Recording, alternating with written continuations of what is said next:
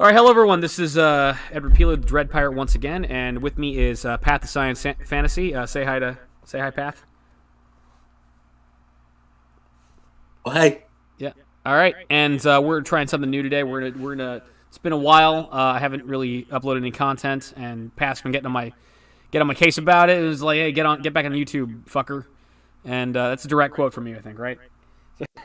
But we're gonna do a quick game here. We're gonna try something out. Pat's got a lot of cool ideas for science fantasy crossovers. I'm always down for a game, so we're gonna. But he's never run a game before, so we're gonna try to kind of. He's gonna run it, and if he needs help, I'm gonna coach him through it. I've got a character ready. We got some monsters ready. I don't know the details on these monsters. I don't know exactly what's gonna happen. We're gonna go from there. So, okay. So, Path, my character is Tonga of the Fall People. I am. For those of you at home who don't know, Marvel Comics, the Savage Land, which is a prehistoric oasis in the center of Antarctica, which exists as a result of aliens having been on Earth way back in the day, it's this location where basically in the middle of Antarctica there's this tropical jungle filled wasteland full of dinosaurs and bizarre creatures, and Magneto went down there and made a bunch of mutants and whatnot, and a bunch of the mutate specifically. Kazar, the Tarzan man, lives there, and there's a lot of tribes down there that are basically cavemen. I am one of those cavemen. I am Tonga of the Fall People, and in terms of game terms, I'm a level 3 barbarian, and we'll say I'm just starting my day out. It's a beautiful morning, about 8 or 9 o'clock in the morning in the jungle, and I'm running around hunting for food. And Path, what happens to me? Okay, well, first you hear like some kind of like really odd crackling noise. Um, Roll something to like the detect where it comes from. Like an intuitive direction to like her. I think it'd be like a Like listen. to know where It'd be a reception check, like a listener spot check to figure out where it's coming from. I'll try. Yeah, I'll try. I'll do like a listen check because that's what I have as a skill. So, all right. Well, there's like a real like. It sounds like something if like you was to put some interesting kind of like metal in a microwave and let it in there for a while. Okay. Tonga does not know what a microwave. Tonga does not know what a microwave is, but I made a listen check and I rolled a natural 20, so it's a critical success. So I should be able to figure out where it's coming from. So, So I don't know too much about like the whole. Like I know some of it, but just from cartoons, and I've only seen like 2 or 3 parts. But okay. there would be trees, wasn't there? Okay. So anyway, I'm listening. I heard a crackling sound. I listened for it. I have a critical success. What direction is it coming from? Um, Not completely behind you, but like I guess like see, I have to like use my hands to actually figure this out. Probably like to your left, but like a little bit more to the not complete behind, but like behind, but towards the left. Okay. So to the back into the left. Okay. All right. I'm gonna start jumping through the trees and trying to. I'm gonna attempt. I'm not a stealthy character, but I'm gonna attempt to stealth to try to like make my way through the trees and figure out like try to sneak up on whatever's making the noise. So do another roll. I rolled a 19. Do you know how check DCs work? I've heard of it, but I can't remember what I've heard. All right, so a check DC is a number that you have in your head that I've got to roll in order to succeed. So a really easy check is like a 5. It's like you don't even really need a roll for something like that. A basic simple check would be like a 10. A good one, like a rule of thumb I typically use is a 15. And like something harder would be like a 20 or 25. It all depends on the difficulty of the task. So anyway, I did a roll to be stealthy, and I have a +2 to my modifier from my dexterity. So overall, I rolled a 19. So what happens? Do I successfully stealth up on whatever's making that noise? Yeah. Okay. All right. All right, so I'm stealthing through the trees. What do I see? Um, well, I don't know. I think I need to do a little another check for that because it's something where like I guess you pass it because like I mean I don't know like if there are stats for like detect something that's like kind of hard to see because it's like the deal where like something's trying to come in from another like dimension. Um, well, okay. I don't know what you have intended here, but basically, it's like it would all depend. It was like if it's it depends on what you have in mind. If there's like a portal, the portal's probably going to be very noticeable. If it's going to be like if I'm like phasing in from another reality, if it's like ghosts exist on the ethereal It's more plane. like something's trying to come in, but it's like the deal where like I don't know. I've come up with this concept a long time ago where it's like place is so far out and beyond its reach, and like some other stuff that kind of give it a hard time. It's like they're trying to come in, but they're like kind of like drilling their way in, but not really actually drill. It's like I guess if you let's just say you passed it anyway, but you see something that's like it looks like a door, but it's like kind of like wide, but it's like the wide that you're not sure if you really see it or not. Like it's like a kind of like a clear like white, but it's like blinking and stuff, and you can see like stuff around the door that looks like odd spot, like odd like sparks. Okay, so I'm noticing like some kind of like distortion in like reality. Essentially, I'm noticing like something. There's like a portal opening up, or like it's almost like the Predator, Like where I can kind of see, like I can see something, but there's a telltale shimmer and there's a kind of electrical static or something like that. So, all right, okay, so I'm seeing something come through. I'm gonna stay and observe. Okay, I am one of the fall people of the Savage Land, but I'm also an original character. So, how much do I know about the outside world of since I'm from the Marvel Universe Earth?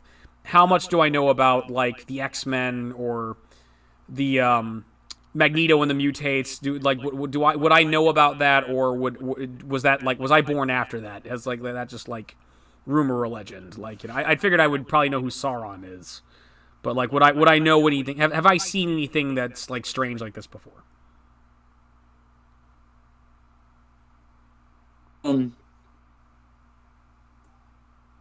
You asked me that. Yes, I'm asking you that. Like as my character, like would I be? Do I have any pre-advanced knowledge of like outside advanced civilizations, or like the whole situation where Magneto tried to take over the Savage Lands like many years ago, or anything like that? Do I know anything about that? I don't know because I'm kind of the kind of person that would rather you like say that instead of me because it's your character. Here's the thing. Well, here's the thing. This is a slippery. Well, this is a teaching point. That's a slippery slope. There's certain. It all depends. Like it depends on the character. Some people have more detailed, in-depth backstories.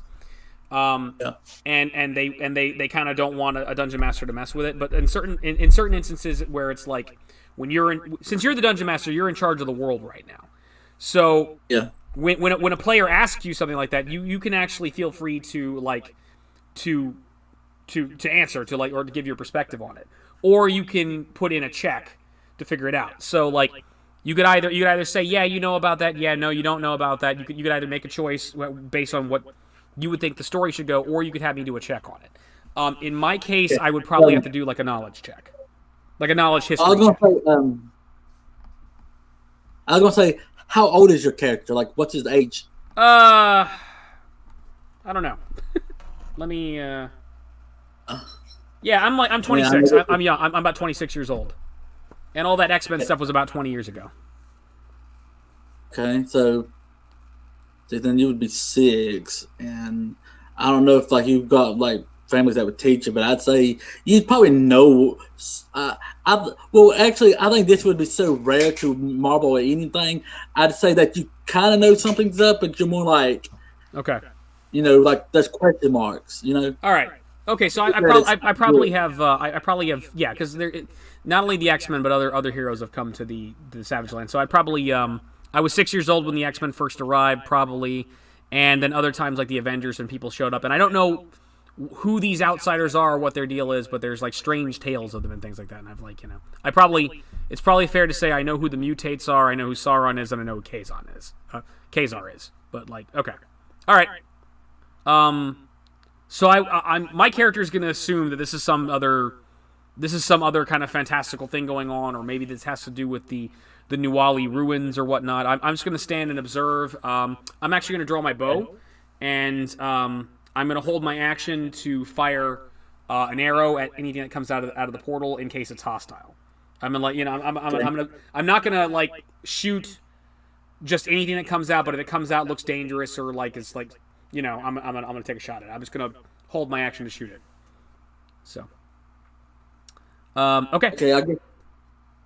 Back to you. Okay, I guess I'll just tell you what happens next. Well, so blinking for a while, and the while it gets a little bit more wider, and then all of a sudden that door has like a red like beam and stuff through it, Okay. and then that's when it starts coming from like more like a higher kind of like real odd energy pitch, and then all suddenly it gets to first it builds up until it goes kind of makes like a real like the boom like thing, and then that's when a thing that's not really a portal, but it's like the starting of one trying to make its basics, but it's like blue and stuff. Eventually, it kind of becomes kind of like the boom tube that Darkseid uses, Okay. but more like blue kind of arcane kind of like stuff around, and then like the parts where the thing goes down, it looks more like I can't remember the movie, but it's pretty much that. But like the circles are kind of blue, and it looks like you're like looking at something that's like endless, and then you see something try to phase in, and then the thing you see is first you see things that are more like I guess like wolf more like, but they're kind of still kind of dog I guess because but canine, but they're big, but they're not real big, but they're probably a little bit more bigger than your average ordinary. They're not like dire wolf big, but they're like maybe a bit pup dire wolf big, like bigger than a dog that would normally be probably in like the real world. But also they're like reptilian and stuff, and then on just like your ordinary kind of chains. And then the other thing that's on behind them is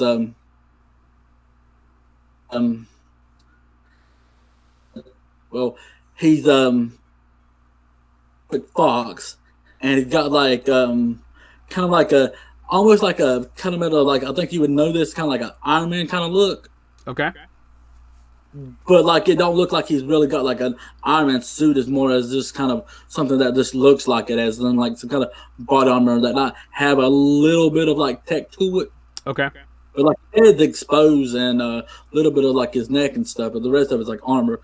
Plus he's got like you would know what a gun is, but it's pretty much like with enough outsiders coming in, I've seen a firearm. I think it's some kind of strange magic. Or artifacts of the Nuwali, or the outsiders have strange technologies. I'd recognize a gun. I don't know how it works, and it scares me, but I know what a gun is.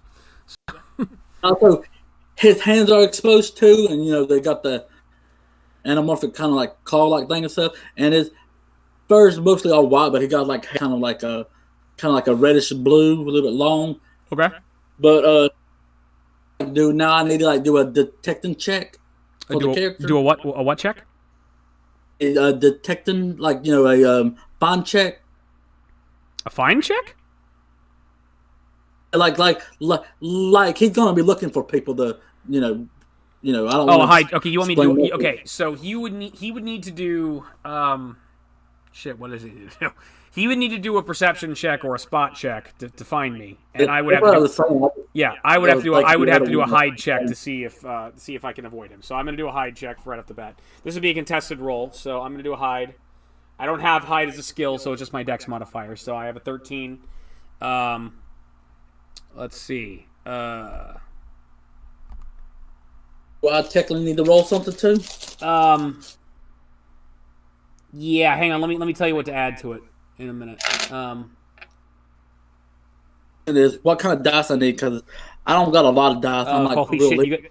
All right, you're gonna roll a 20-sided die, and you're gonna add 10 to it. I think you're gonna spot. Okay, because that's all I got. Is just one of like the most common kind. You don't have a 20-sided die?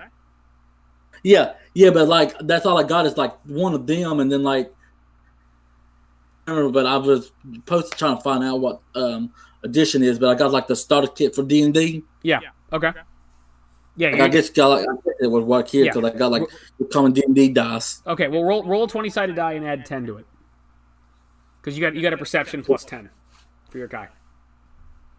This is the 20-sided dice. I had to like look around for some proof of it because I don't know these things. I'm not familiar. Okay. Just add 10. Add 10. You're gonna roll a 20-sided die and add 10 to it. Add 10 to whatever the result is. Okay. 23. 23 total? Yeah. Okay, you've seen me. You've seen me up in the woods, in the trees, with a bow and arrow. I think now would be a time to roll initiative. So, yeah. Okay. Let me get another notepad out. It'd be quick. Yeah. Well, I didn't really mean that way quick. Yeah. Well, the guy I picked for you for your guy, he straight up had he straight up had like a 10 perception. It's like, holy shit, I didn't realize he had that high. All right. Tonga. Okay, so this guy's a fox. Call him a tech fox. And lizard dogs. Okay. All right. So I'm gonna roll my initiative. My initiative is what the fuck? Hold on. Yeah. All right. My initiative is a +2, so I got a 14.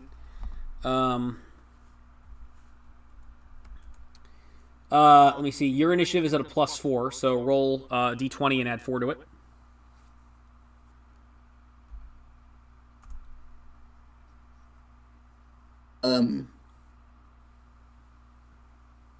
Yeah, roll d20 and add +4. This stuff because it takes a while to add this. Okay. Let's see. 20, 21, 22. I got 22. 22? Okay. You rolled an 18, I take it. Okay. And these little fuckers, they have a +1. Okay. If you want, they can go on the same turn. I like roll another d20 and add 1 to it. Oh, I was gonna just probably like let him do one action and just give your turn so I give you a fighting chance. Well, what about the lizard dogs? When did they go?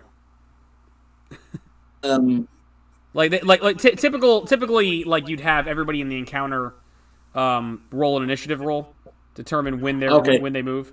You could conceivably have they could go on his turn if you want. It doesn't matter, but Cause I thought like just do it like that because that's how I thought like you would do something like that because I don't know. They do have a +1 if you want to roll for them though. So if you want, they'll just go on your turn. Okay. All right. Well, I'm going to call him Tech Fox. Tech Fox wins initiative, so he and his lizard dogs go before me. So what are they going to do? Lizard dogs go first. Okay. I mean, like, what did you say? Because like I didn't hear like some bit of what you said. Okay. It's basically you've won initiative. So if the lizard dogs go on the Tech Fox's initiative, then they're going to go. They can go anytime you want on your turn. So you could either have the lizard dogs go first, or you have the Tech Fox go first. It's up to you. It doesn't matter. The point is, I go last. So what do you like? So what are they going to do?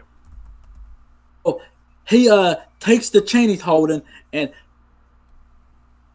thing that it's like a chain that's connected together. Well, he puts it to like his side and has to like. I guess that would kind of the free action, wouldn't it? Or would that count an action? What is he pulling them? Well, is he pulling them back? Was that what he's doing?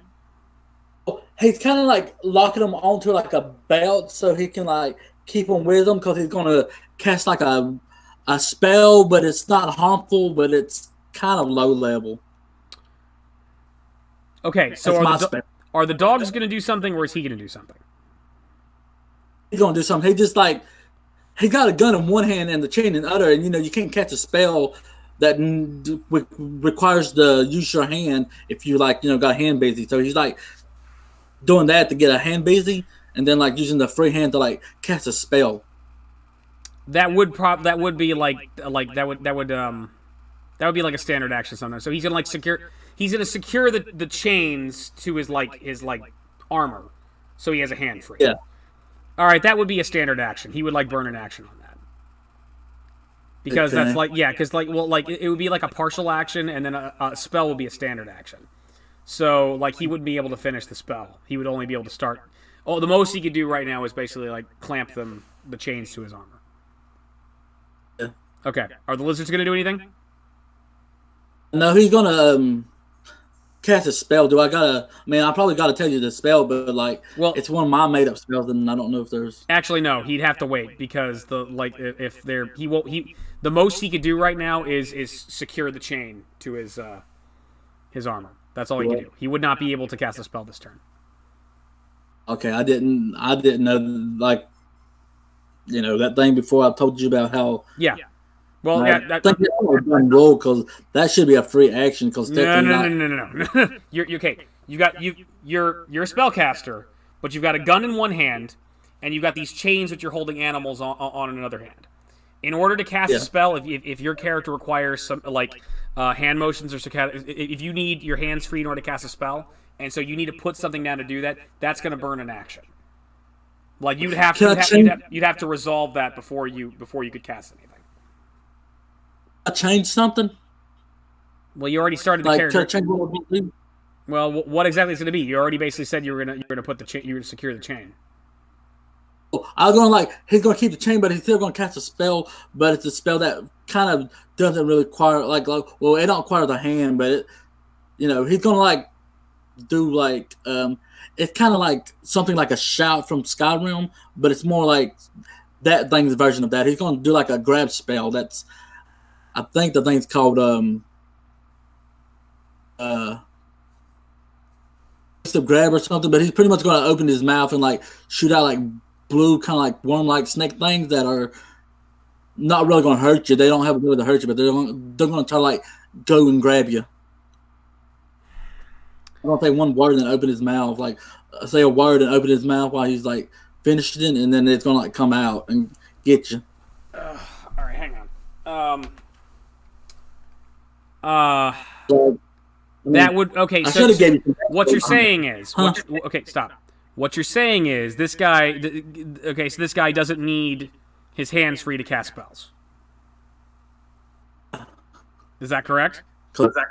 Yeah. See, the kind of magic I like is where it kind of has rules, but at the same time it can pretty much do anything. So you don't really need a certain thing to do certain magics, Okay. All right. So well, here's what you're doing here. So you open your mouth, and a bunch of swirling energy is going to basically, I'm going to say, entangle me.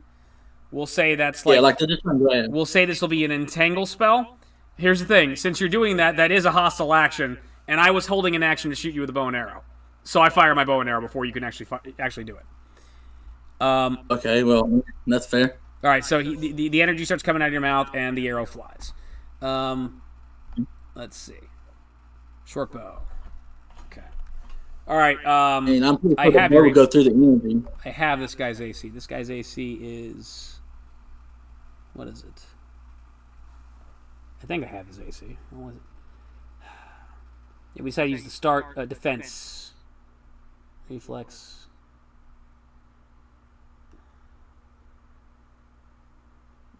Star Wars stuff is worded very strangely. I think it's an AC of 12. So, and I have a +5. So I hit a 13, so I hit. Okay. All right, and I deal 1d6 damage. All right, shot an arrow at his neck, and he takes 5 damage. He is down to 15 health. Okay, I was gonna ask you. This don't got the thing was how I like in ribs where you can if somebody attacks you, you can do a. I think it's called a block, parry, or dodge. Yeah, you can't do that here. This is D20.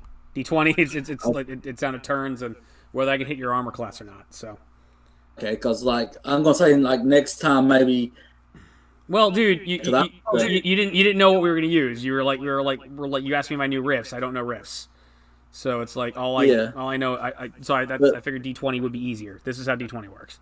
So okay, I didn't know if, like so I shot him. like that and He then still do fires his entanglement spell. Hold on. Let me. I have to. I forgot you. This guy has like magic, so I gotta pull something else up. yeah. I'm gonna say you're an NPC. I'm gonna say he's he's got the stats of a stormtrooper, but he's got the spells of an NPC wizard. So, And maybe probably just have like any just random like not dark, but like I guess like just average spells. He's not loaded with spells, but he's got a pretty good deal that you not need to combine no, two I'm spells not. Yeah, don't worry. I'm not gonna make him too powerful. together. Seeing as how he's trying to entangle me. All right, NPCs. I mean, he's not of a summoning spell, just one summoning spell. They don't summon nothing really bad, but it's a fire elemental that's like a fire elemental. All right, hang on, man. Like Let me find some. Let me find something pre-made. Hang on. All right. level 3, and you're probably thinking, yeah, more like level 20. No. Fighters. That's Paladin. about his strongest spell. Okay. Oh, that one would take a while because he's not that good enough to cast it without pretty much needing at least probably 2 turns. Mm-hmm. Okay. The rest of them can pretty much Hang take on, probably like 1 hit. Mage Hand, Ray of Frost.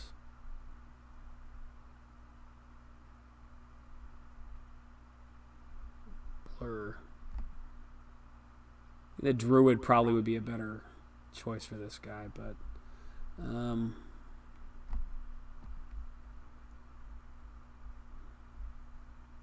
looking to see if the NPC wizards have entanglement.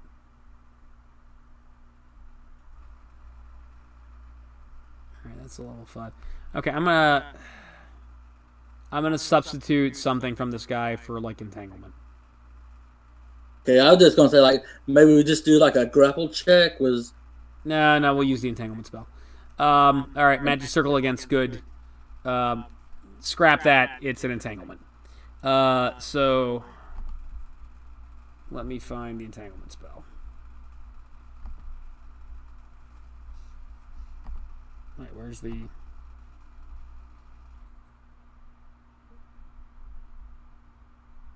Oh, I fucking put that book away. All right, hang on.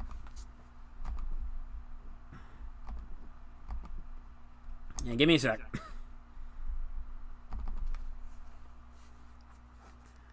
All right. Spells, magic spells. Okay, chill metal, commune, curse water. Where's the ease? Dimensional anchor, divine, dominate plants. Enthrall. I think we're close. Entangle. Okay. Minute per level.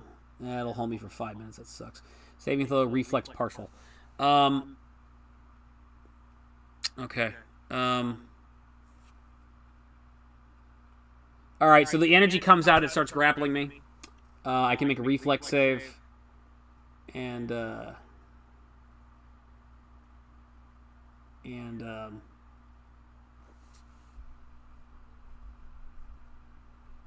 me just look over the. All right, this guy's a 5th level caster, so I think it's like and wizard, so it'd be a wisdom modifier. So 10 plus 1, it's level of the spell.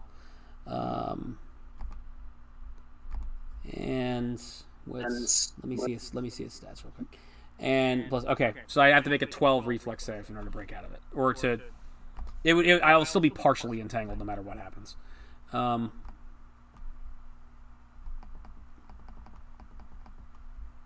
Okay. All right.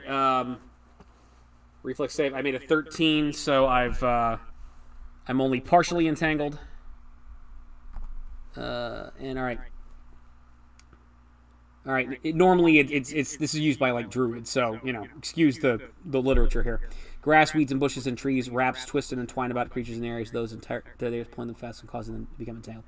Break free and move at half its normal speed by using a full round action to make a DC 20 strength check or a DC 20 escape check. Artist check. A creature that succeeds in a reflex save is not entangled but can still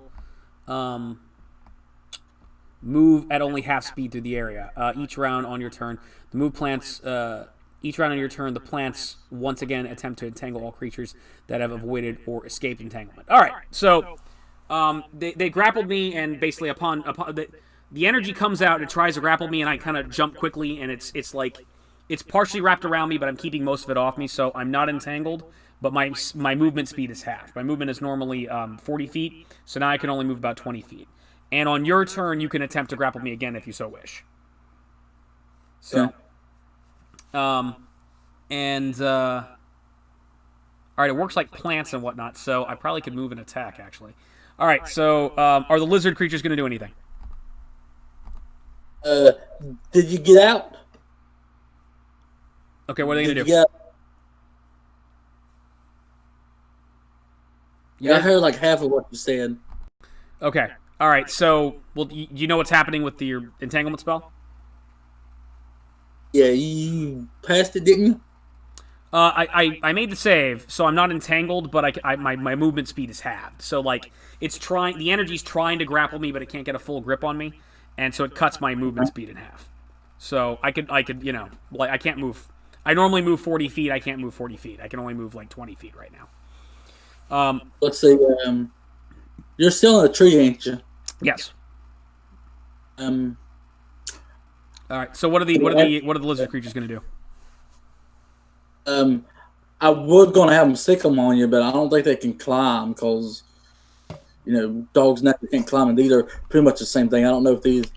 Let me check. That's for skills. These creatures have hide, listen, and spot. Climb is strength, so they could make a they have a strength of 14. They could make a +2 strength check in order to try to climb the tree. Okay.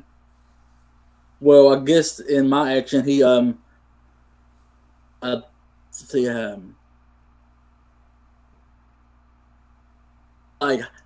Heather or something. Like he says like a word that just like something like that. It's like you never heard it before. But he like kind of yanks on the chain, but it's like the part that was connected to the collar, it like pops off and they come after you.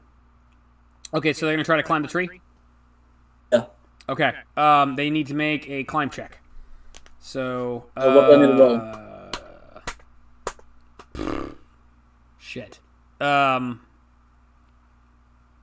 It's a tree. 15 would probably be like the best suggestion. That would be. It's a little bit different because it's a vertical climb. So they'd have +2. They have to make a 15 on a d20 roll. Because it's a little bit difficult. It's like a 10 would be like climbing up like a 15-foot wall, like or something like that, or like that's got like grips on it. So like 15 would be better. All right, so I would roll a d20 twice, roll a d20 and add two to it, and just do it for each lizard creature. Okay. I'm going to have to try to find a way to remember. I don't know nothing right now. Wait. Well, this would be a good time to use this thing because that's a good time to keep up track with stuff. It is a perfect deal to have that happen to be around. Okay. I just have these note things that I keep for other stuff. Okay. Always out of my unless it takes like a few minutes to get to it. Anyway. All right. Remember stuff. Got multiple things going at one time. I can see that. D20 and add 2. Yes, just do it twice for each lizard creature. Yeah. Okay.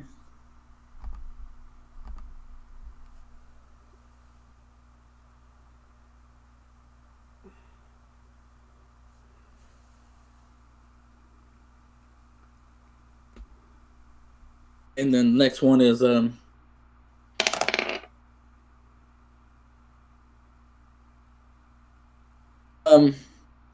Okay, what was the first one? I think one's got 10. One's got a 10. Okay, he can't climb up. What's the second one do? I think two's got a 6.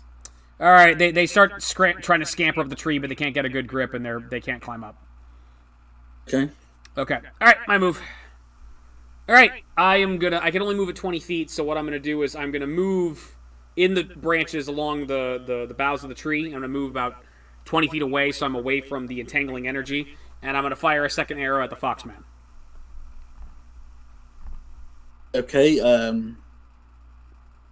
I do anything. I just what? Hello. What'd you say? You said you're gonna shoot an arrow at him. Yep. And I got a 23, so I hit. And he takes 4 damage. He's at 11. Better keep track. Okay. Yeah, so I move through the trees away from the entangling energy. I take aim with the arrow, and I shoot at the Foxman, hit him again in the neck. He's at 11 in health. Okay. And it's back up to his turn. Okay. He's gonna take his I don't know I guess the rifle and points it at you. Okay. Is this the machine gun or is this a sniper rifle? Well, it's kind of both. It just got 2 settings. It's one is well, technically there's 3. There's 2 different semi-automatics, and one's just a sniper kind of shot. Okay. Well, 2 are which version is he going to use? Are you far enough for a sniper shot, or just straight up just shoot? I mean, he probably. I mean, I'm within. I'm within.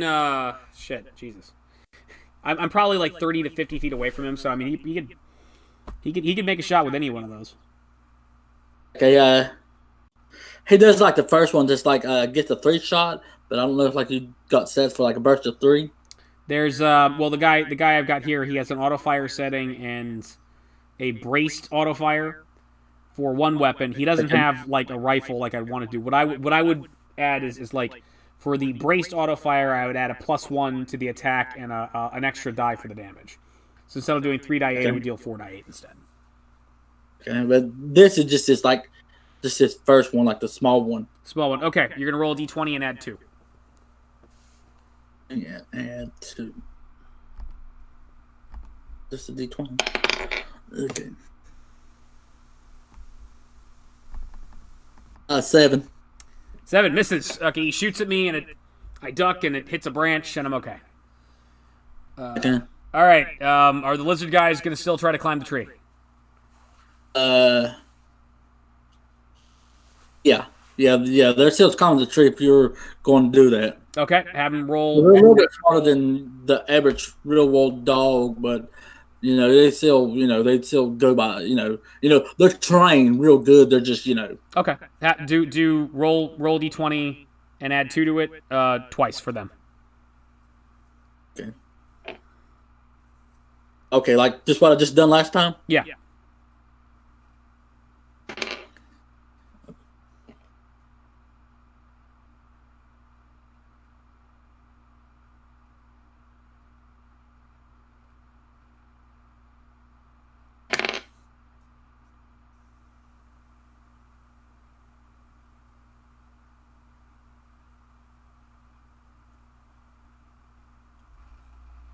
All right, what'd you roll? I heard you say something, but it cut out. What'd you say? What'd you roll for the first one? A 17. 17. Okay, he makes it. The second one? 10. 10. Okay. The second guy still can't get up. The first one, however, is able to actually start climbing the tree. So he climbs the tree. Let me check this guy's movement speed. Speed 30 feet. Okay. He starts climbing up the tree. He gets all the way up to the branches to at my level, and then he could move 20 feet next turn and attack me. So I've got a lizard monster in the tree 20 feet away from me, and another one on the ground. Okay, but still, Foxman's in charge, so I'm going to take another arrow and fire it at him. And let's see. I don't like this roll. All right, that was an 11. I don't know if that's enough. 11. No. Okay, this time the arrow clangs off his armor and does nothing. It is Foxman's turn. Okay, it's another spell. Okay. Because he got a free hand now. Before you start suggesting spells, let me tell you the spells that the NPC I selected for this character actually has at his disposal. He has Daze, Detect Magic, Ghost Sound, Ray of Frost, Mage Armor, Magic Missile, Magic Weapon, Blur, Glitter Dust, Mel's Acid Arrow, Fireball, Haste, and his book. He also has Resist Energy, Dispel Magic. I already said Haste. He has and he also has Entangle. So that's what I selected. So what is that one you said? Like, did you say Glitter Fire? Glitter Dust. Okay. I don't know what it does. I will look it up. Because I guess that would be close. Because that's what he's going to cast, but it's more like balls that kind of like. Well, they don't do much. We can use something else if it's not appropriate. We'll take a look. Because I've never used. I don't play casters. I play fighters. That's why I'm playing Glitter Dust. Okay, a cloud of golden particles covers everyone and everything in the area, causing creatures to become blinded and visibly outlining invisible things for the duration of the spell. All within the area are covered by the dust, which cannot be removed and continues to sparkle until it fades. Any creature covered by the dust takes a minus 40 penalty on hide checks. So, is that what you want to do? Well, that wouldn't work for this spell, but I got another spell he's going to do, but it's kind of like the version of it. What's it supposed to do? Well, it does the same thing, but it just like instead of like glitter, it's like kind of like just makes it's pretty much like it just makes things dark where people can't see. Okay, you're gonna do a darkness spell. Yeah, okay. Yeah. Let us say he does not have haste, and instead he has darkness, which I will look up.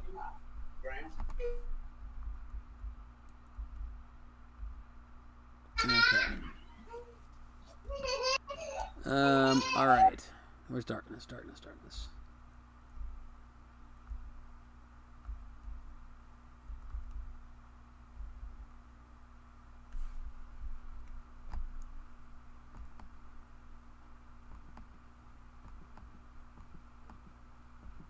All right, darkness. Spell causes an object to radiate a shadowy illumination out to 20 feet. Radius. All creatures in the area gain concealment 20% mischance. Even creatures that can normally see in such conditions, such as with dark vision or low light vision, have the mischance in an area shrouded in magical darkness. Normal lights, torches, candles, lanterns, and so forth, incapable of brightening the area, as are light spells or lower levels, such as light or dancing lights. High-level light spells such as daylight are not affected by by darkness. If darkness casts on a small object that is then placed inside or under a light-proof covering, the spell effect is blocked until the covering is removed. Darkness counters or dispels any light spell or equal or lower spell level. Okay, so you're gonna cast darkness, and so what is this? Where exactly are you gonna cast it? Where in the area are you gonna cast it? Oh, like you got to pick a certain spot? Yeah, like you're going to cast darkness. Where are you going to cast darkness? What is going to be? In fact, if you want, I can take a look and see exactly what are the dimensions of the spell. The way this spell that I had made, it's going pretty much like it has like you just cast it on, just like it affects a certain area. Like it's a 20-foot area. It's a 20-foot area of darkness, 20-foot radius. So like 40 feet. It's like a 40-foot globe. Yeah, it's like the opposite of a flashbang. It's like but it's spell version. It's like a dark bang, but it's technically I think that's why I called it dark something. Okay. All right. So where exactly are you going to cast it though? Well, technically, the way the spell that I'm coming up with, I'm casting is you just like he just puts his hands up in the air and like a like I don't know what you call it. I wish you could see what I'm doing with my hands, but it's like like a kind of like a flicker with the wrist, but more fingers wise. Flick of the wrist. Okay. Like makes that area where he's at, like from where that hand comes from, Okay. it is dark. You got 40. You got 40 feet of darkness to play with. Where is the 40 feet of darkness globe going to be at? It's like right where y'all at. Okay. You're gonna surround me in darkness. Yeah. Okay. Like all the right. center of it is right where he's at. The center is But going to be stay where I'm there. at. The center is where I want to be at. Okay, so and it's 20-foot radius, so this will also encompass the other lizard dog creature that's in the trees with me. So the entire area in the trees is going to be covered in darkness. Okay, you flick of the wrist, you cast darkness, and I can't see. I am covered in darkness. And as a result, he cannot see inside the globe. But he's got like technology that like works as a detector for that stuff. Well, hold that thought, sir. Because like, I probably should have given you like a rundown of like all the stuff he probably would have. You probably should have. You probably should have. Here's the thing: your guy here, he's got low light vision. He does not have dark vision, and even if he had dark vision, he wouldn't necessarily be able to see in there. There would still be concealment, so he actually cannot see in the area that I'm in. Did you get like quick stats for like the thing of call I can't remember the movie Aliens Detector? I can't do that right off the top of my head. No. Or are you talking about like the motion detector thing? Yeah, that's like for the detecting the aliens. Okay, fine. We'll say you have the motion detector thing. You'd still have a You would okay. Look, what that would do is you would know I'm in the dark bubble. You still would have a mischance if you tried to hit me though, because you still can't exactly see where I am. So anyway, It only motion, so I guess like you could be still. You got a bunch of you got a bunch of technology. Okay, fine. You got like the motion detector thing. You still would have trouble shooting at me though. That's the problem. Okay. I pretty much got fantasy magic was like sci-fi tech. Yeah. Okay. All right. I'm in a ball of darkness. You have a motion detector. Because I probably could find that. We more or less know what that thing does, so let's not worry about it. All right, lizard creatures. One of them is in the trees with me, but is covered in darkness and cannot see. And does he have any special qualities? Special qualities? None. No, he doesn't. All right, he can't. The one in the trees with me can't see either. And there's one at the ground. So what are they gonna do?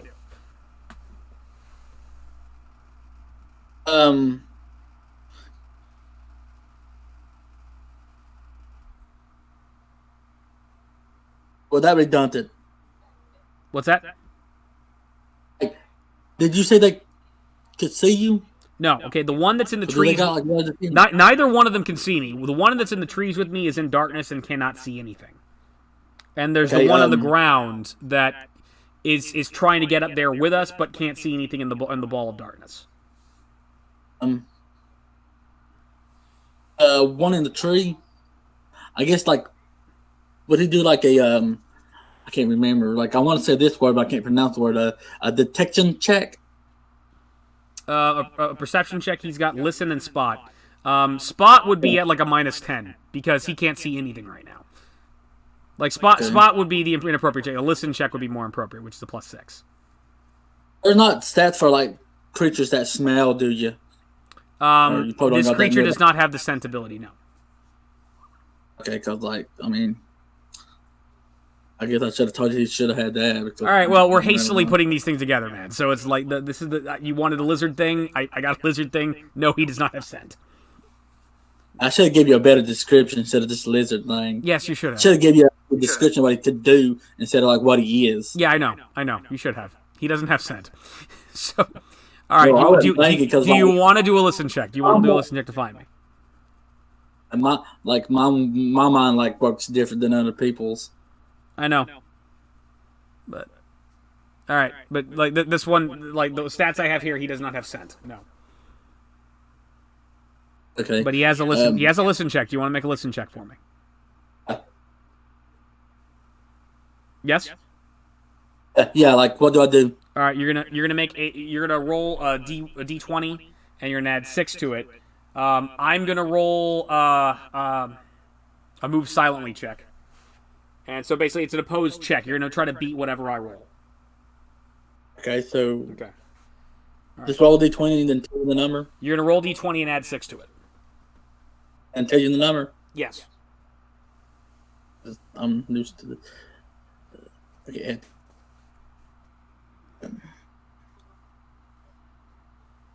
Let me redo that because, like, I'm not sure. No. What'd you roll? No, literally, dude, I'm not cheating. It's like the way it landed because it hit my bowl of my cereal and numbers at once. I kid you not. I'm honest, like, and I have no experience in scouts, but it's the honest truth. You didn't roll it? 13 and 4 at the same time by like landing in an odd thing because I got stuff on my table that's like fine. Reroll it. Reroll it. okay, like I'm honest. I got like, you. If I got could, you. Just go ahead and roll it. Okay, maybe I'll do it on my computer if I don't like. Roll it on a flat surface where you'll be good to go. No Vegas rolls.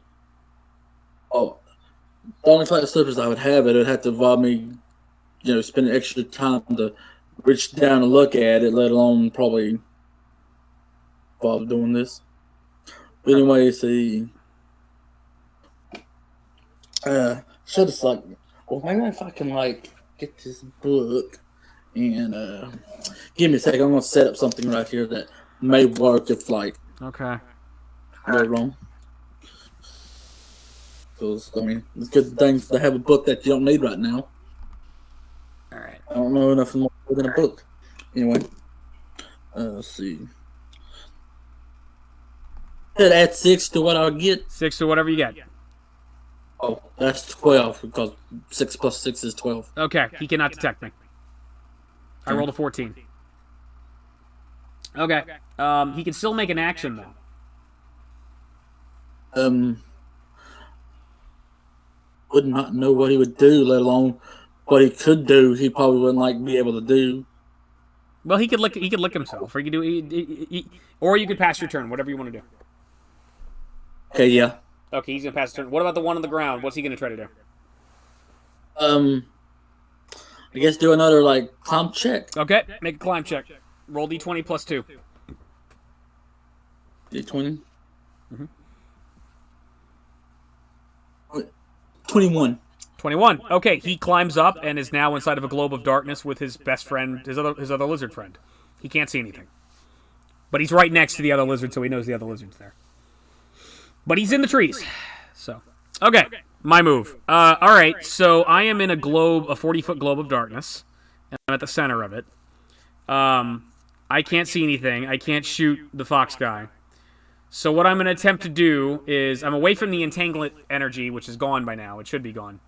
So I can move at 40 feet. So what I'm going to do is I'm going to attempt to move through the trees away from combat. And I'm going to, in order to do this, since I can't see, I'm going to have to do a balance check. Because I could fall. We'll say I got to make a 15. And if I fuck it up, I'm going to fall and take falling damage.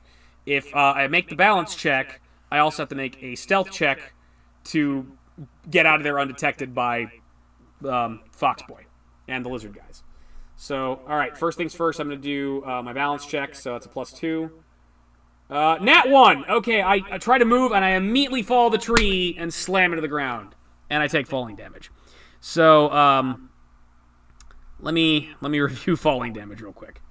So... And what, like... I don't know how like D&D works, but wouldn't that like sit as like making a lot of noise? Well, here's the thing. It's a 40-foot globe, and I was 30 feet up in the tree. So when I fall down at the outside of it, I'm in the 10-foot space where the fox guy can see. You can see me now. So the lizards can't see me because they're still in the trees and they're confused. But hold on, let me pull up the. I think it's for every 10 feet. It's like 1d6 or something like that. Let me pull up the SRD for falling damage. We might have some trouble here with Discord. Discord doesn't like when I go onto Chrome, so just be warned. So Yeah, I think it's already having a fix. Mine's starting to act a little weird. falling damage.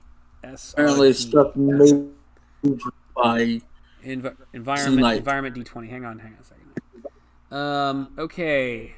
Acid yeah, effects. you did. You can still hear me, right? Yeah. Here we go. Falling. Here we go. Basic rule: 1d6 points of damage per 10 feet fallen. I have fallen from 30 feet high up. Dude, you're cutting out. What's that? You're cutting out real bad. Yeah, it's okay. Can you hear me now? I'm like getting like hardly 91% of what you said, like just the hint of 1%. Well, can you hear me now? How do I sound now? Good, yeah. Okay, cool. All right, hang on. What? I have not a clue what the rest of you just said because I heard like okay. Sound of the you can hear me. You can hear me. You can hear me just fine, right? Path. Okay, yeah. Okay. I take 3d6 falling damage. Let me roll it. Okay, I take 10 falling damage. That hurt.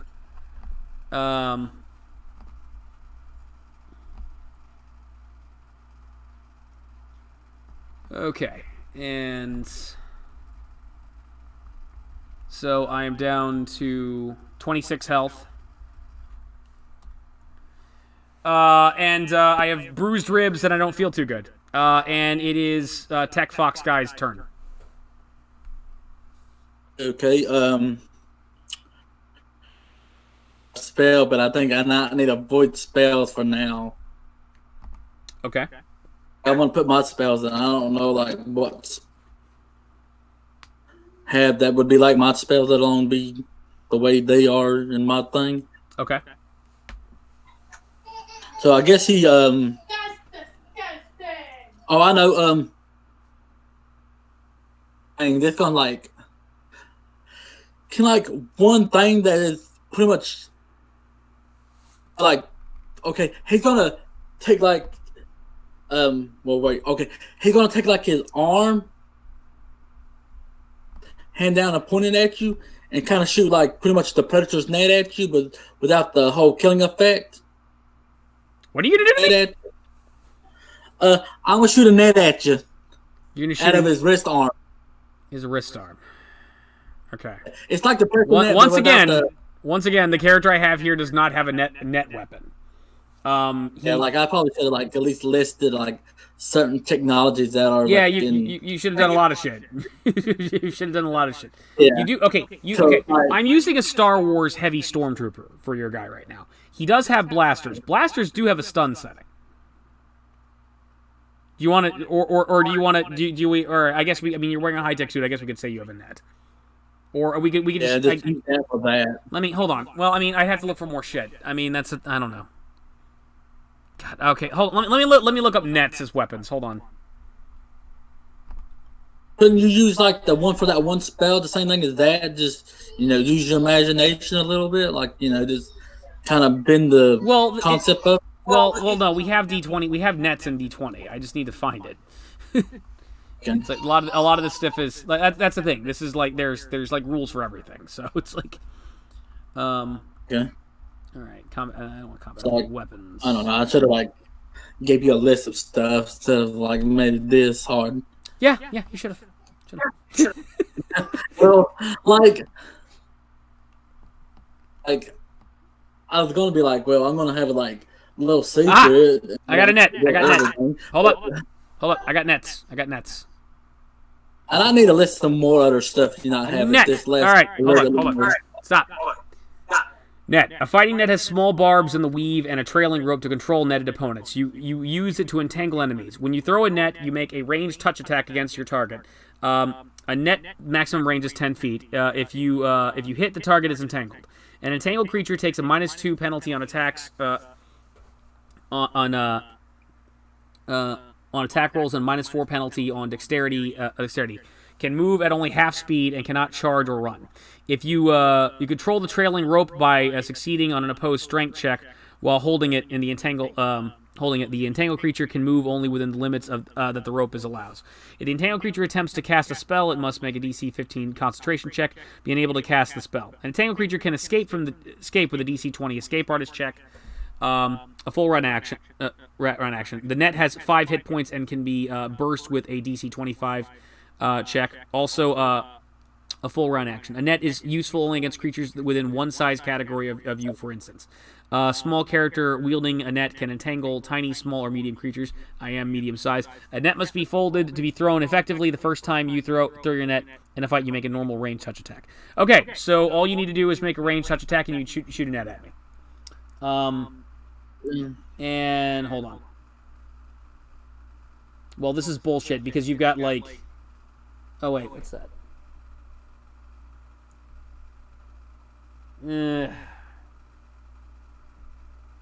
It says your base attack is +6. Okay, roll d20 and add 6.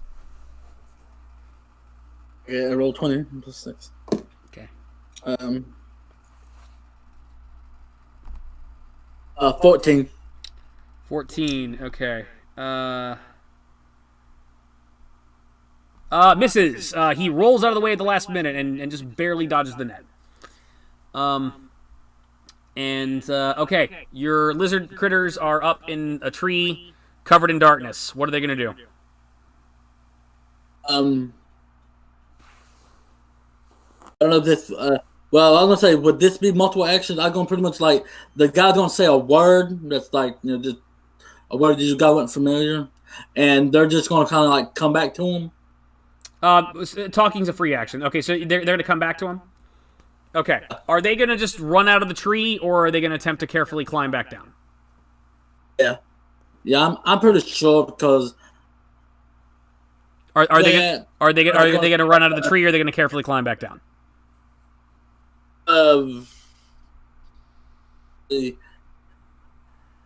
Carefully, but still a bit, I guess, kind of with haste, go down the tree.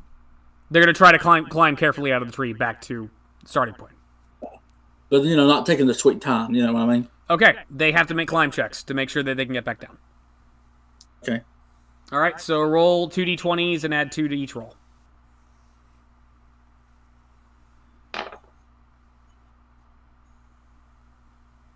First one's 22. 22, okay. And the second one is 8. 8, okay. All right, so the first one climbs very, very carefully out of the tree. It is now at the base of the tree and is looking back at the Tech Fox and probably me and snarling. The other one makes an 8 and tries to climb and then falls out of the tree, and he takes 3d6 damage. He takes a total of 13 damage. Okay, boom. All right, so the one that fell out of the tree falls to the ground, hits the ground hard, yelps, and falls unconscious. He is at 0 hit points. Which one? That thing 1, thing 2. The one that fell out of the tree. We'll say number 2. All right, and that is their move. My turn. Okay. Tonga stands up and is going to draw my great axe, and I am going to rage and charge and attack the fox guy.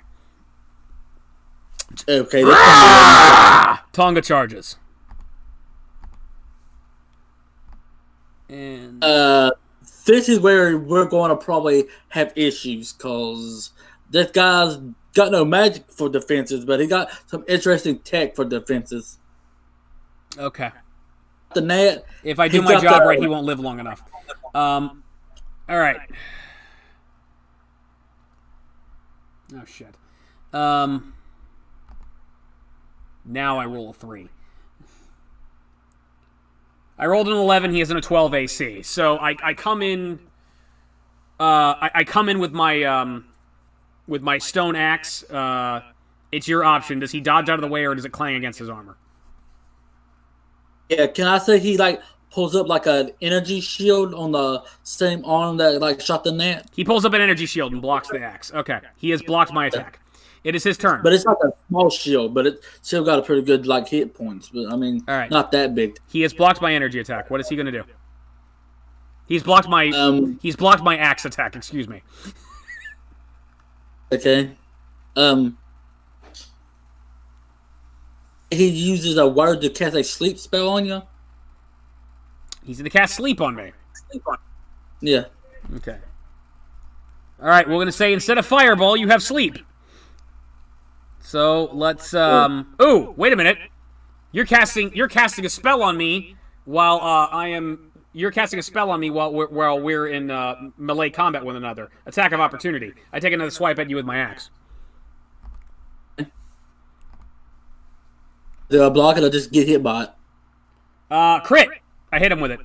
So, as he's casting the sleep spell on me, I critically hit.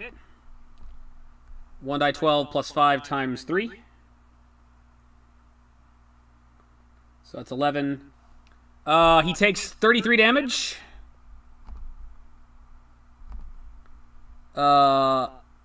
He was at 11. He's at negative 22. He is dead. But hold on. All right. So as he's casting the sleep spell, Tonga winds back and chops the foxman's head off. However, he still casts the spell. So we'll see if it puts me to sleep. I can still get mauled to death by the lizards. Okay. Sleep spell.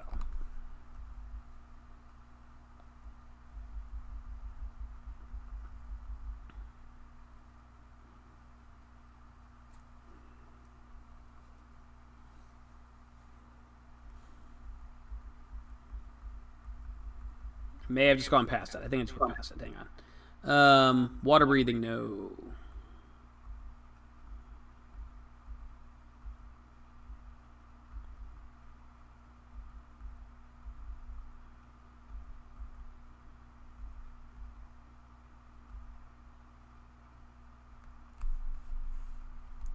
H-I...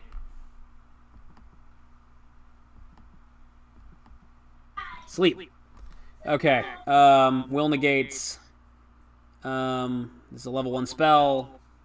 It's a wizard, so he's a +1. So my DC, the DC I gotta make is a 12, and will negates it. So, and I should have a plus to my will save because I'm raging. +4.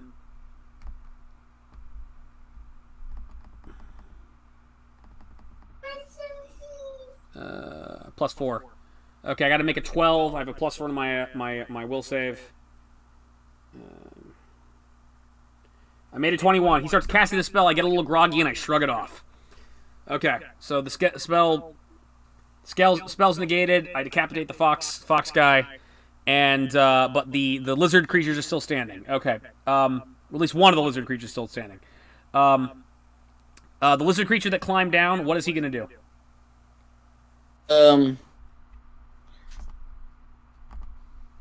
Did he still see you? Oh yeah, he sees me. He just saw me cut the fox guy's head off.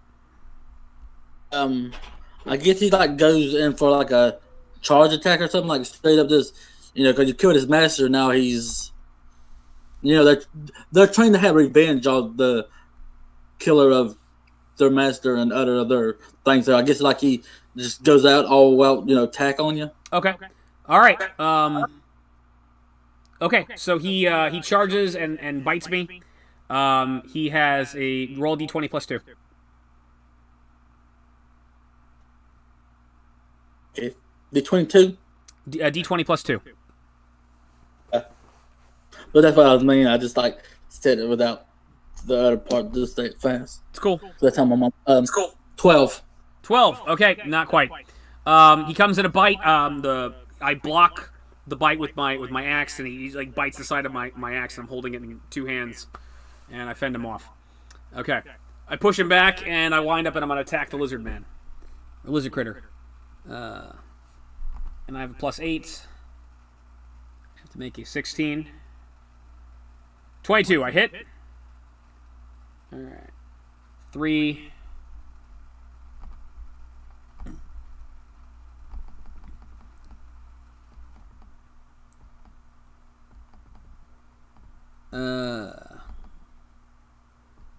Okay. He takes 6 damage. He's still standing. He's got 7 hit points left. All right, so I push him back, wind back, chop into the lizard creature. Blood erupts out. And it's his move. I guess he's just gonna attack you again. Okay, roll d20 plus 2. D20 plus 2. Oh.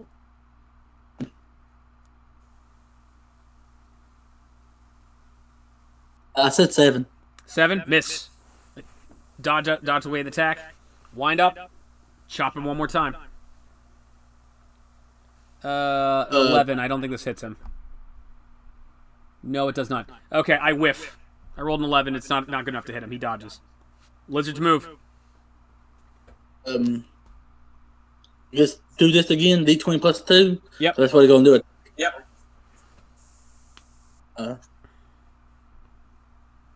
19. 19?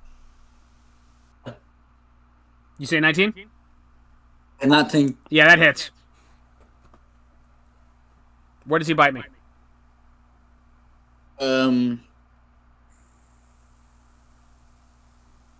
He was right in front of you, wasn't he? Yes. Probably gonna go for guess it's called the jugular, like the neck part. You going for the jugular? Okay. So that's what they're trying to do. He's gonna do 1d6 damage to me. So if you want, yeah. Do you have a die 6? Just roll 1.6. 1d6, yeah. Yeah, I think I know what that means. Just just roll D20. That's it. Yeah, one Monopoly die. No, don't roll a d20. Roll like a 6-sided die. If you want, I can do it for you. Oh, okay. Okay, you're bleeping out, so certain words sounds like certain other words. Because I just talked for a minute that you told me to roll a D20 like 3 times. I realized you were saying something else. Yeah, I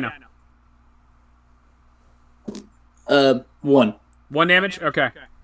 Alright, I am at 31 health.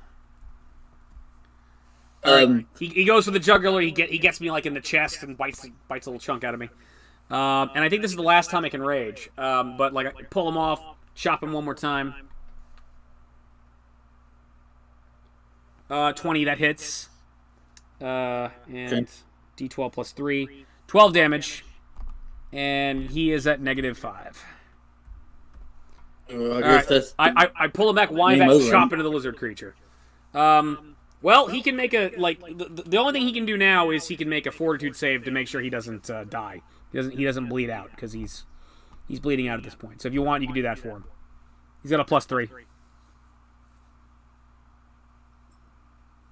So if you want, yes, I would see the point of it because he's probably not going to survive. Okay. All right. Well, then he's at -6.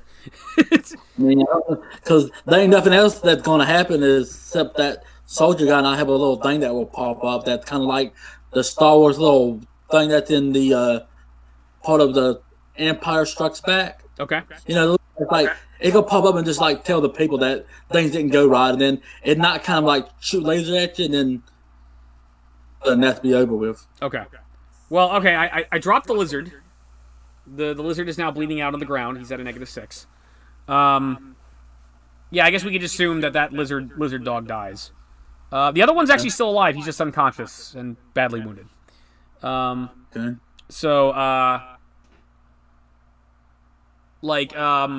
I'm gonna examine the fox creature's equipment. Okay. All right. So what all does he have? Well, you better sit back because I got a good thing to tell you. He's got pretty much. I don't know if you would be able to tell this, but he's got the predator thing with the cloaking device. Yeah. And he's got that net. He's got the shield, and then other wrist thing. He's got like the laser. Plus, he's got kind of like a harpoon, but it's kind of like I don't know if you would be able to know poison, but it's got a poison, but it's more like kind of like it numbs you and puts you to sleep. Okay, so as a cloak, a shield, laser tranquilizers. All right, but that's all in the armor. That's all in the armor, right? Well, also the other thing of the armor is like if you touch it, it not electrocute you. Well, that's actually a good point. I take one of my javelins, which is made of wood and stone, I would like to point out. Non-conductive, and I poke him. What happens? I don't know what would happen if you poke something was that little bit more higher electricity than like your typical like shock thing. Like it's not the shock as much as stun as much as like not really kill, but like make you regret what you just did. Like you're probably going to not feel so happy. Well, does it actually shock me all? Does it shock me all the way through the non-conductive wood and stone?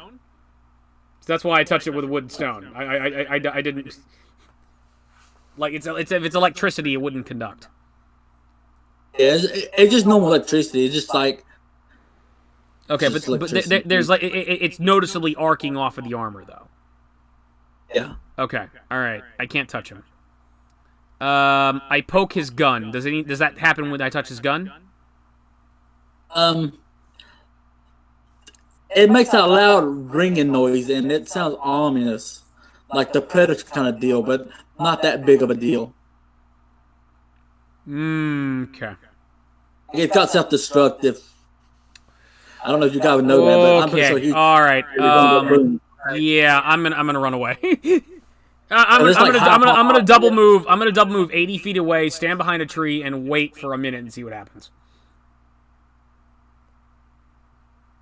The armor not do a little something else kind of like that, but maybe a little bit worse because it'd still be self-destruct, but it'd be more like just to liquefy him. Okay. Well, does anything? I run away and I look at his body for a minute. Does anything happen? You kind of see like I guess like the armor kind of like a little bit lights up, and then it kind of makes like a bubbling thing, and then the armor and him kind of like just starts like dissolving until like there's pretty much nothing left, but like a puddle. But then it kind of turns into like more like just pure water, to like where there's no evidence of any proof. Okay, so his the armor and the gun just dissolved completely.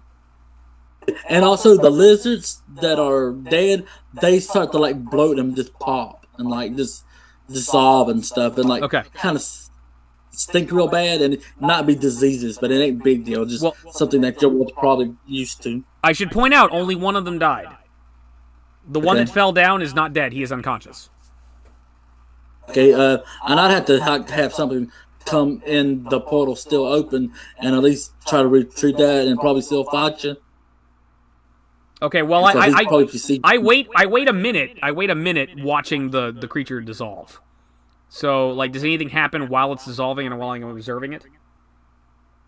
It's just, I guess, like, pop and, like, stink, and there's, like, probably, like, and where, like, the flesh is kind of, like, dissolving, kind of floating in the air, like, when you burn stuff and it, like, the ashes goes up. Okay, all right, but the one that fell out of the tree has not popped. Okay. And like the ground is like decaying, because you can tell like his body's got like he was like he's injected with a gene that like has like a way to where you can't have it back. Okay. Self-destruct, and he's like more dissolving, but it's more like just disease and acid. Like I have a question though. I did cut the tech fox's head off. So is the head? Did the head dissolve? That may not be a case. Yeah, because it's not connected to the armor anymore. Yeah, and I just realized that from my stuff store, that's gonna be real interesting, and we're not have to like continue this at another time because well, let's say you're not to knock the level up. I'm not gonna level up. Yeah, like I not have to like throw a couple things in sometime later if we got another time. Okay. All right. Well. All right. So I watch him. I watch his body dissolve, and the other lizard dissolve. Okay. After a minute, I slowly, carefully approach. I've still got my axe out, and I'm gonna go look over the scene, and there. So he's dissolved. The body and the gun have dissolved. One of the lizards is dissolved, and there's an unconscious lizard, and a fox head. All right, I'm gonna take the fox head, and I'm gonna take the unconscious lizard. I'm gonna like drag him by the tail back to my village. Okay. All right, all right. Tech fox head, unconscious, wounded.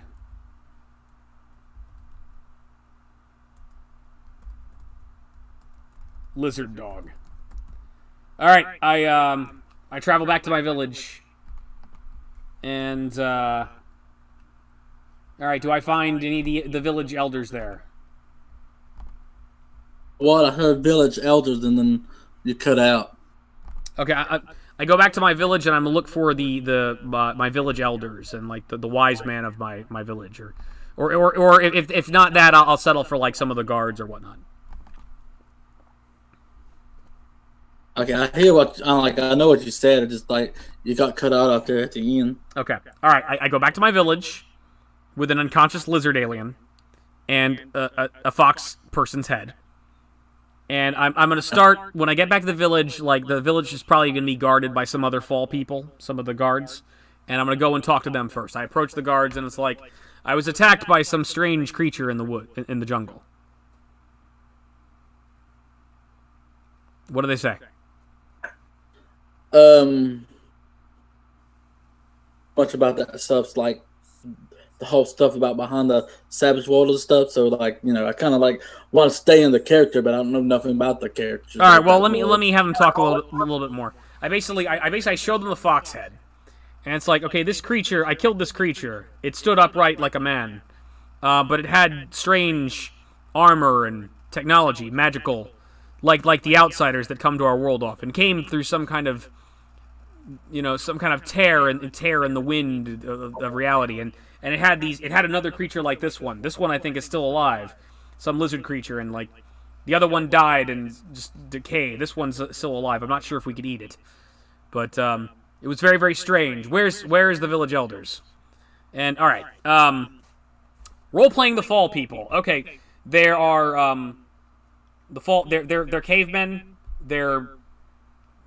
They live in the trees and like the caves of the savage land and whatnot. They're not they're not stupid. They're just they're primitive. They don't have advanced technology or whatnot, and they live very simply and humbly. They deal with dinosaurs all day long. They know of the outside world and outside technology due to the X-Men, the Avengers, and other people constantly showing up in the Savage Land and waving their tech around. But it's all kind of mystifying them. They don't know how it works. To them, it's like magic, but it's very very strange. The major events, like one of the major events for them, is that before the X-Men arrived, Magneto showed up, and Magneto attempted to he took some of the fall people and mutated them and created the mutates, and then tried to make the Savage Land like a mutant sanctuary where mutants ruled. And he started oppressing the fall people while he was there. And then after he left, the mutates started oppressing the fall people, and they were basically led by Sauron in particular, Karl Lycos, who can turn into a pteranodon person. Kazar is actually an outsider himself. He was actually a normal, American guy who, as a kid, actually got lost in the Savage Land and has become Tarzan. And he was raised by a saber-tooth tiger, which is his best friend. He and Shauna the She-Devil, who's his girlfriend, are the great heroes of the Savage Land who've opposed Magneto and whatnot. And then the X-Men came, and there's other strange stuff too. There's the Nuwali ruins, which are alien ruins and whatnot. There's been other creatures like Garak, who's was an English sailor from the 1800s who wound up basically getting changed by the Nuwali technology and became like a stone. He thought he was a sun god, for lack of a better term, and people worshipped him as a sun god. He was an asshole, but that's kind of what they would know. But other than that, they're like cave people. They live, like a tribal existence. So, all right. So I shared this information with them. What do they say? Can I ask one quick, like, not really important, but maybe some bit important question? Sure. Is like certain things in the cartoons canon in this world? Like, are you going by pure comics or just other stuff? I'm mostly going by the comics, but like the animated cartoon from the '90s is actually pretty accurate. So it's like Okay. Sinister showed up after a while and tried to like take over where. That's a storyline from the comics, I believe. Well, I was wondering if like there's like I can't remember. It's like a Spider-Man episode that's like a bit new. I mean, at least the show is kind of new. I think it's kind of gone now. So, but I just wonder if like they remember the time when that one guy, I forget what his name was. You said I think it's the one with the saber-tooth tiger. But I just wonder if like he remembers the time where he like well, he met Spider-Man and Deadpool, and then Spider-Man and Deadpool have both been to the Savage Land. Yes. Yeah. We know.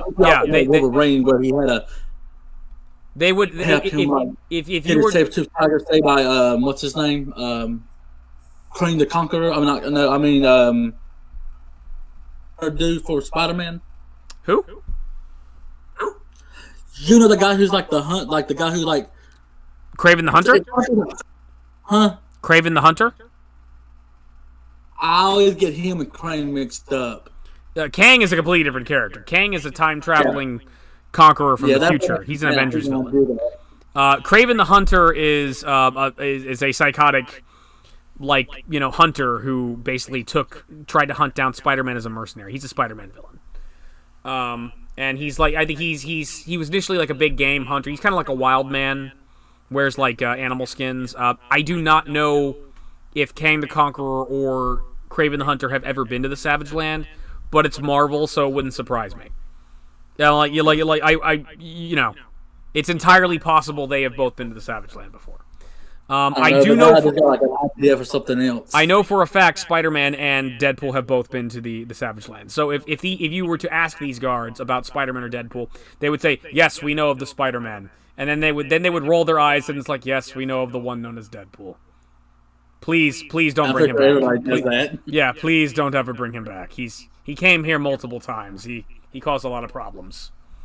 There was a zombie T-Rex, and then there was that time he teleported a bunch of dinosaurs to New York City. And then they became symbiote dinosaurs. It was a big deal. So yeah, they're familiar with both Spider-Man and Deadpool. So, but yeah, what do they say to my when I explain to them all that about the fox and the lizard guy? I wouldn't really know because I wouldn't even know how to cavemen talk because I don't know much caveman stuff. Okay, well, this would be another teaching point. You don't just handle combat in a role-playing game. You also got to handle NPC interactions, everyday interactions of ordinary people. And so I'm actually some bit kind of familiar with that stuff and like other things I've done that's kind of like this, but not exactly like this. Yeah. But like would not know how like cavemen would talk, and I'm the kind of person that I want to be like right on the dot with. Yeah, well, this. You could just speak in English though, because it's like just for the sake of they're speaking in some indigenous language, but we. But I'm just saying, like I wouldn't know how they would. Well, don't worry about it. Don't worry about that. Just have them speak in English. Have them speak in English. It's easier. We that way you and I get the point. Okay. Like the Villagers Elder would say, let me think. You might have to give me a second, because I have to kind of fix myself to where I'm like kind of in character, Yeah. Just like I've never done this before, and I haven't done this a long time, and this stuff usually I gotta because I didn't think this stuff would end up happening, so Yeah. For me to do right off the bat, because I don't know, I got this thing where I have to picture the person. If I don't, I'm like everything in the book. Yeah. They're I'll get certain characters being other characters. Yeah. Trying to get my mindset. Gotcha. And my brain right now is not working right because I'm trying to eat. Okay. Let me think. I figured we should wrap. We should try to wrap things up, but I wanted to do a little more role playing based off of, okay, I guess you would just kind of tie up the story together. Like, okay, my guys encountered these weird aliens, and what to make of it. I guess he would tell you to um, say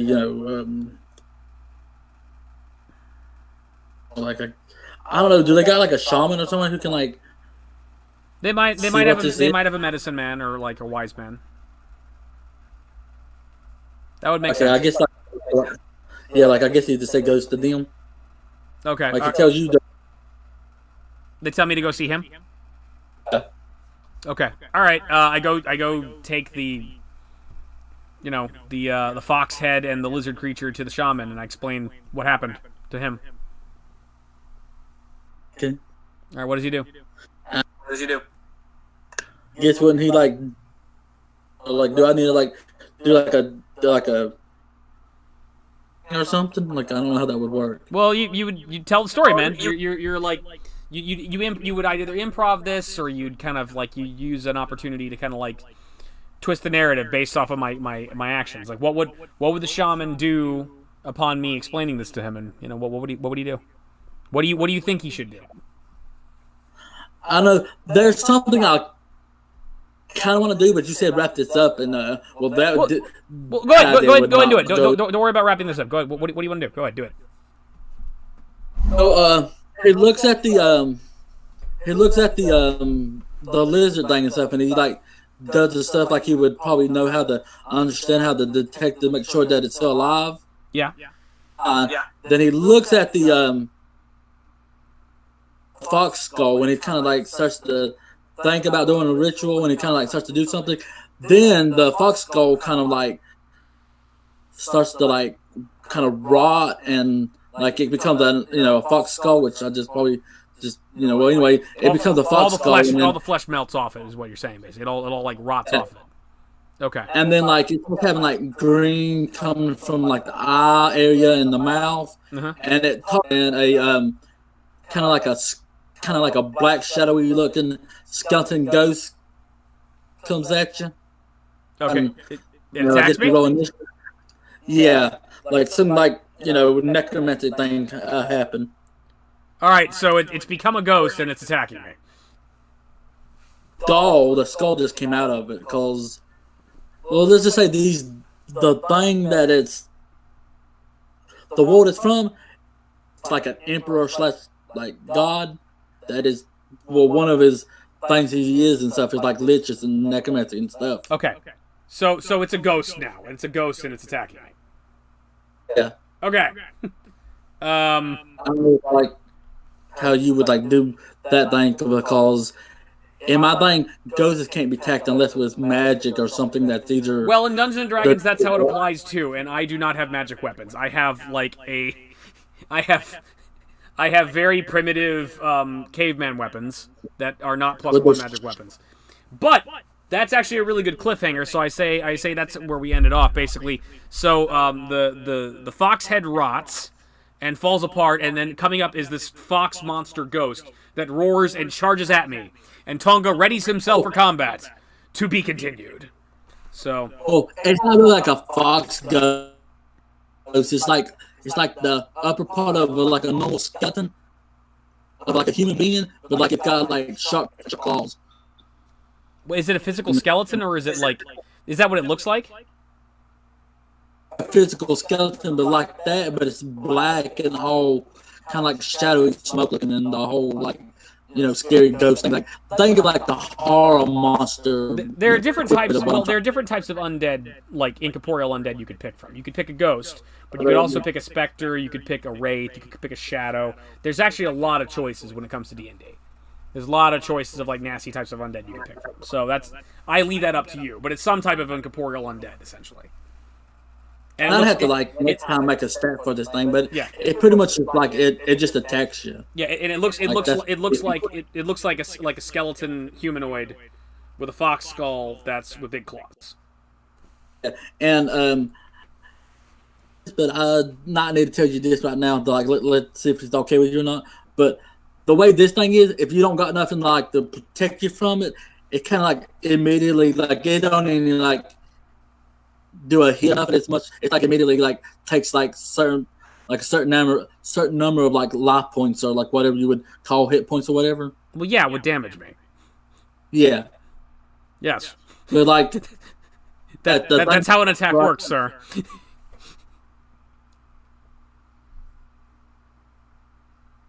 Are you suggesting it's like it drains my health away or something like that? And I was also going to be like if you try to block it, it won't work unless you got something that deals with ghost. Yeah, it basically can move through. It's incorporeal, so it can move through solid objects. I would need magical or very very advanced tech in order to keep this thing out. Which I don't have. So I will next time be running through the hills, run for your lives. That's what I will be doing next time. I mean, I was going to say Black Panther's I can't remember that name, but that a little bit. Yeah. Vibranium might work. Okay. Yeah, because it absorbs stuff, but I think they just snap it in there. I think there is vibranium in the Savage Land, or there's a substance called antimetal. I know that. But yeah. Okay, so what do you want to call this game? You had a name for this game, right? I guess one. Just give it that because I mean I don't know what a specific name. I guess name of what I was going to name that other thing that never went to being that Dark Core. Dark Core? Yeah. Dark Core. Okay. All right. So, ladies and gentlemen, that was episode 1 of Dark Core, starring Tonga. Tonga, the Fall people, and with special guest DM Path to Science Fantasy. I do have to go to bed. I got some school tomorrow, so I think we were probably end it here. Just one thing. This is like my saying. I don't know if you heard it in my things, but I'm just gonna say, just for me to end off, I'm gonna say, may the science fantasy be with you. May the science fantasy be with you. And this is the Dread Pirate saying, "Stay scared. Stay scared of scary fox ghosts." Okay. And signing off.